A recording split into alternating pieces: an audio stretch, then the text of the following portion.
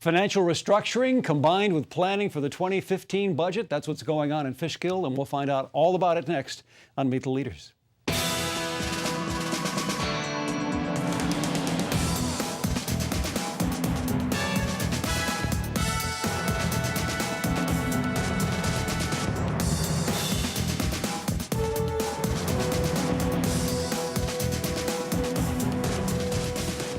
Hello, welcome to Meet the Leaders. I'm Kerry Donovan, your host, and glad you're with us here on Optimum. We've got a great program lined up for you right here with the supervisor of the town of Fishkill, Robert LaColla.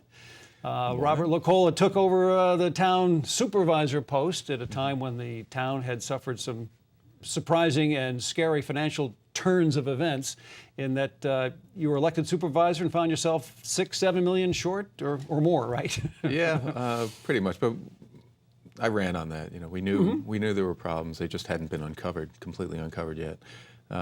In our general budget, it was roughly $5 million. There's another couple of million in our special districts, but we're well on the way to recovery. Right, and that's where we're going to pick up that thread today. Also, let's just say, besides being a lifelong resident, right? 27 years now. But that's long enough. Long enough. Lifetime for some people. It certainly is. You're still active in managing construction and all, or is the town supervisor's job kind of knocked out your private world? Yeah, it's kind of pushed everything else off the table, and including, you know, some other voluntary efforts that I was involved in. It really has been a full-time commitment, but, you know, hopefully in the next year or two we'll see that get more reasonable too, number of hours. And the reason I bring that up is Robert LaColla, background in construction management and business. You don't have a public policy degree, right? No. You didn't come up through the political side.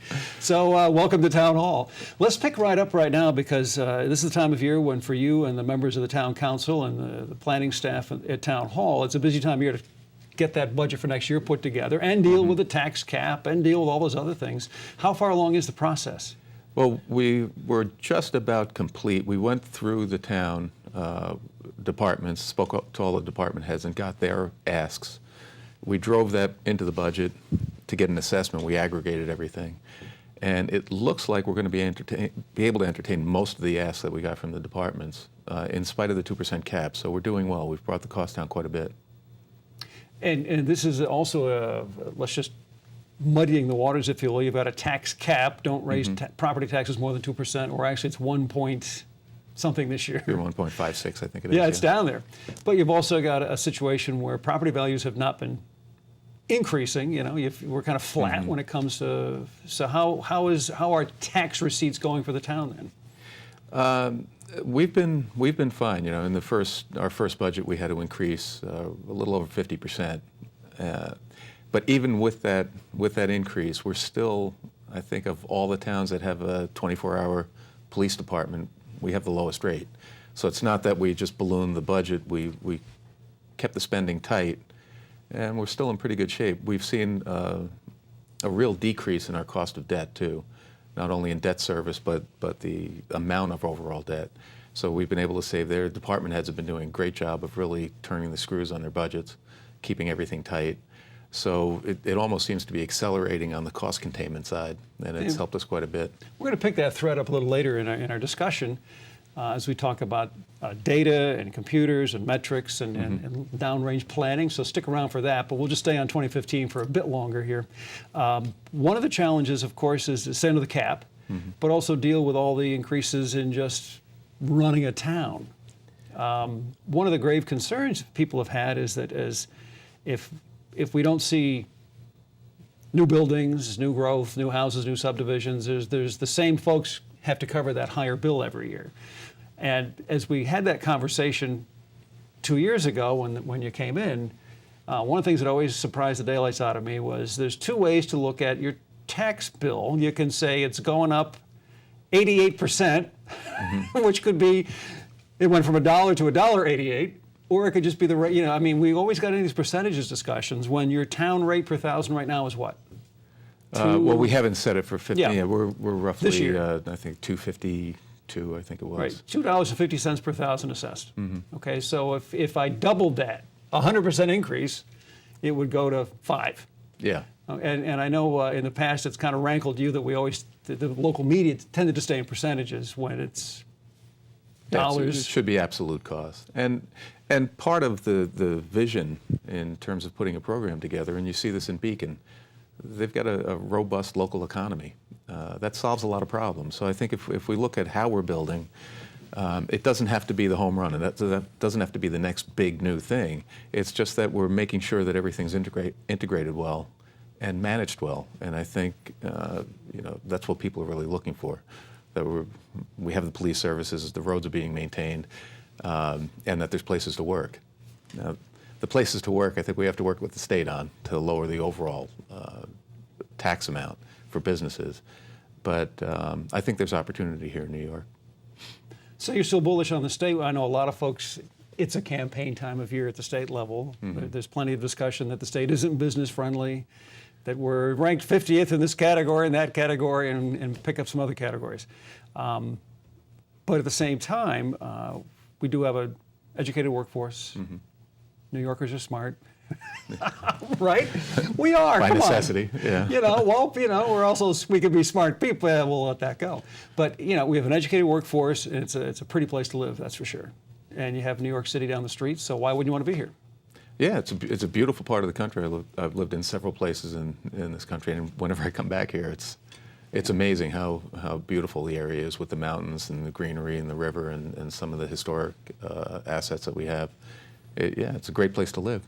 But of course, the challenge then becomes for a business person: do the numbers work? Mm-hmm. Can I pay the taxes, the utility bills, higher wage costs, and still make money with my business? There's the challenge. Well, in my business background, when I came to this position, I realized that there weren't a lot of business metrics that you're used to in the outside world. And we're working with the state now. We've gotten funding through this financial restructuring board.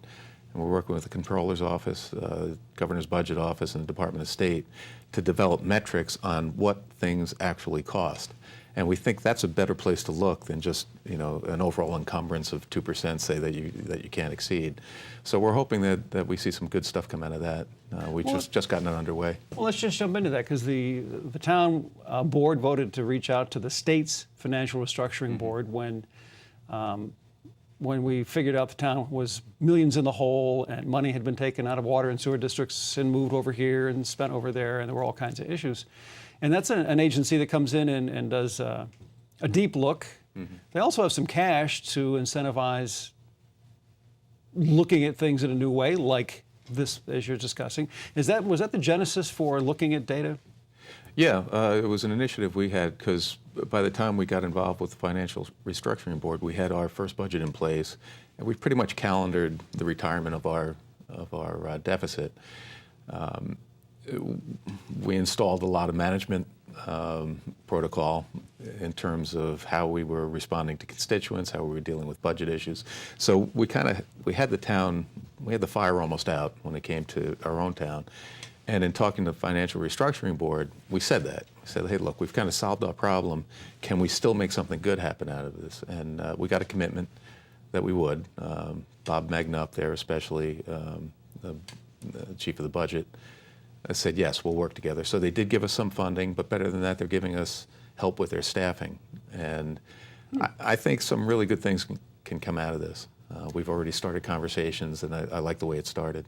Well, so I asked you before we started here, is this like a big data approach to how government works? And you were cautious on big data, but it is the notion of what does a hammer cost, because this is the old Washington debate back during military spending issues.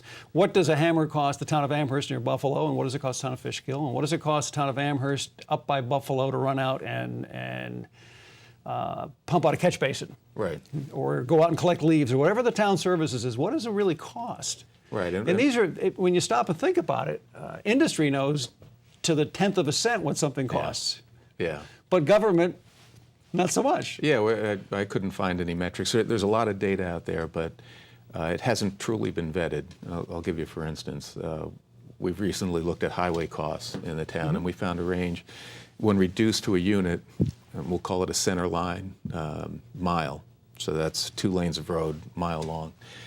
We found a range of close to $15,000 up to close to $40,000 per mile. For the same road? For the same road. Now, what hasn't been vetted is what costs are being accounted.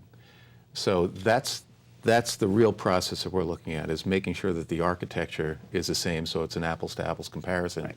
And it's not so much to create a new mandate, but to give local municipalities and taxpayers a discussion point.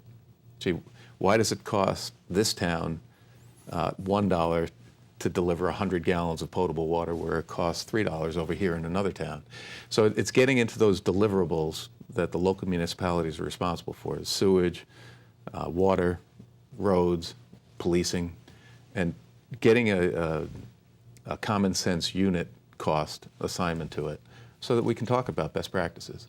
Well, one of the things you and I have talked about in a past episode of Meet the Leaders was the fact that your own water and sewer districts have rates that are all over the place. Yeah. Even though I might be a mile from my friend's house, his water rate and sewer rate's totally different from mine. And Right.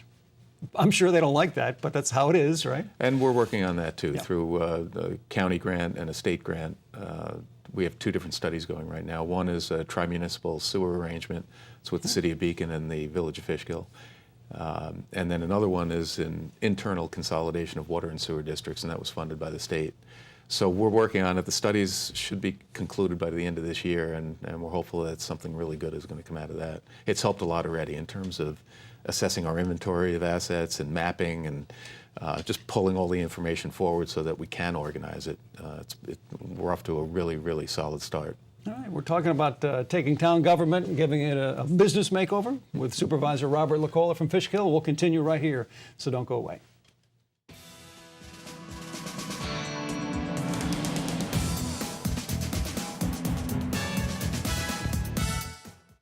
Yo, check out this chef, right? Right? That's so gay. That's really gay. Dude, look at those pants. Please don't say that. What? Don't say that something is gay when you mean that something is dumb or stupid. It's insulting. It's like if I thought this pepper shaker was stupid and I said, man, this pepper shaker is so 16-year-old boy with a cheesy mustache. Just saying. When you say that's so gay, do you realize what you say? Knock it off.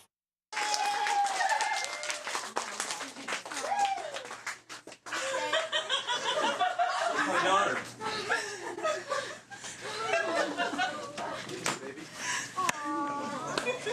Come here.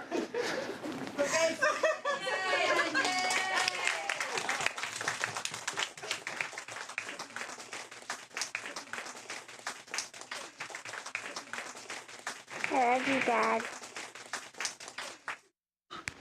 Look at me. Hey. Raymond, look at Mommy. Maybe the light hurts his eyes. Maybe she's just not hungry. Maybe he can't hear us. Maybe we're not stimulating him enough. Maybe it's a phase.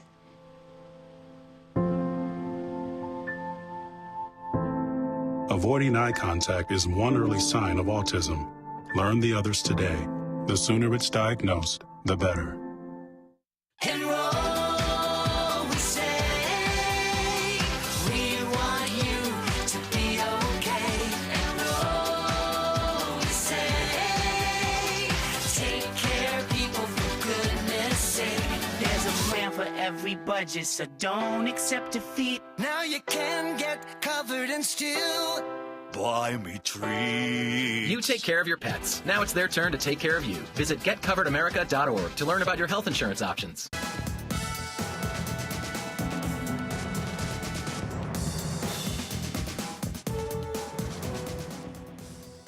Welcome back. This is Meet the Leaders. We're talking with Robert LaColla, supervisor of the town of Fishkill, and we've been talking finances, and that's going to be a big part of any discussion this time if you're with a town official. Mm-hmm.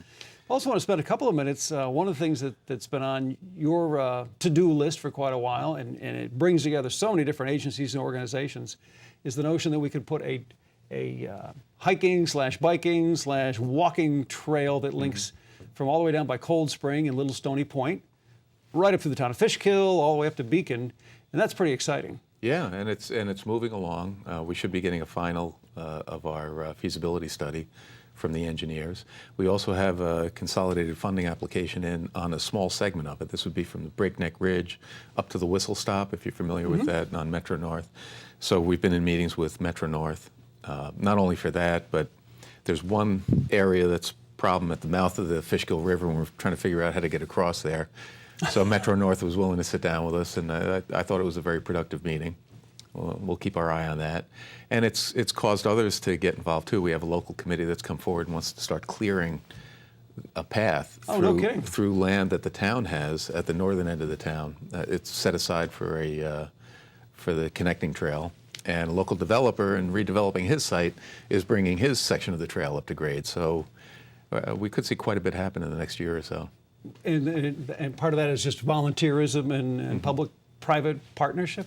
Yeah, this is, concerned citizens that want to do something good. We have a 50-foot right-of-way that connects to Castle Point and heads south towards our sewer plant. A lot of the trail's been developed through there already.